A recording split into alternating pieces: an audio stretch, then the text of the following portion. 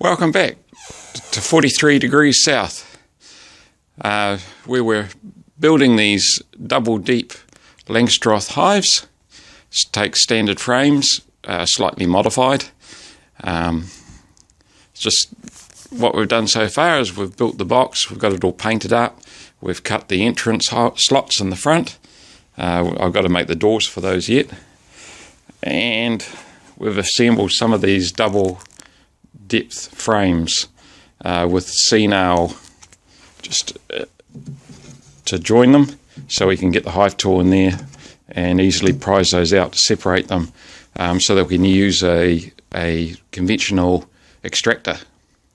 Now today's job, what we're doing is building I've built the tops. What I'm doing is sanding them off, just rounding the corners and giving them a paint up, the first coat on the outside.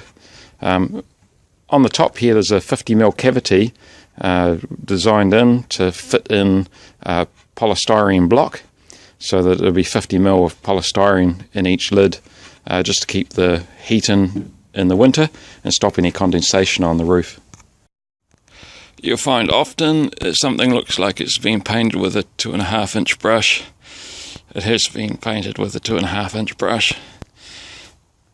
So the lids, this is the second coat on these ones.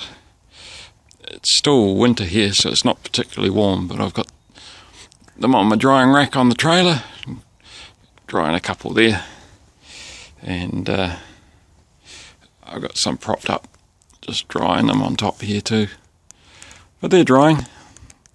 So I'll get these other couple coats on once my back gets stretched out again, and we'll progress. Well, the lids are all dry now, so I've put them on top, so that's what the hive is going to look like mostly when it's finished. I'm still waiting on the hinges to arrive from AliExpress. It was the cheapest place to buy stainless steel hinges from.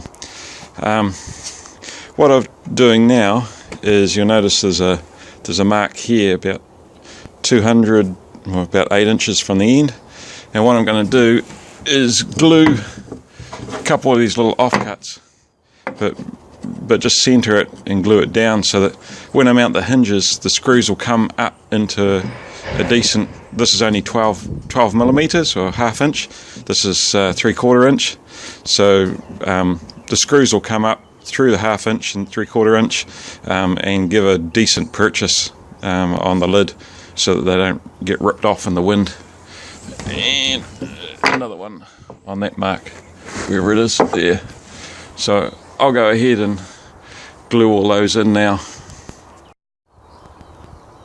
Okay, that didn't take long at all, no nailing or anything, it's just a bit of glue to hold them in place. The next job is fitting this old polystyrene here. It's about 50mm thick, high density polystyrene left over from building our house. So I'm going to cut that into blocks to fit. Be a little bit tricky getting around those, getting around the hinge blocks to get it flush in there, but I'll just cut them out with a jigsaw. Okay, I cut a piece of polystyrene, high density styrofoam, to just fit snug in there, and I've carved these bits out for the hinge blocks just with a sharp knife.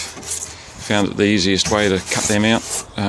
Just mark them up and cut them, and now it should just fit in. So do a bit of a test. It's pretty snug. Yep, it's gonna. I've obviously measured twice, cut once, so it is going to fit in there.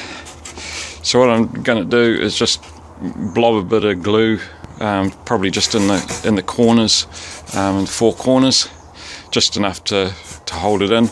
It doesn't actually need any glue, because the iron is going to go across here. It's not a gable end, it's just a flat pretty much a flat roof, pretty much the profile of that polystyrene, and just out probably another 2 or 3 inches out the back, so the water runs off the back of the hive, and the hinges will go in the back, obviously, where the hinge blocks are. So, and that's be pretty much the lid's finished, except for the iron. Okay, that's that job finished. So, polystyrene in all the lids now. I used some offcuts to finish the last one, but now I just need to fit the iron from this wee lip up here down past the bottom here for the runoff. Excellent.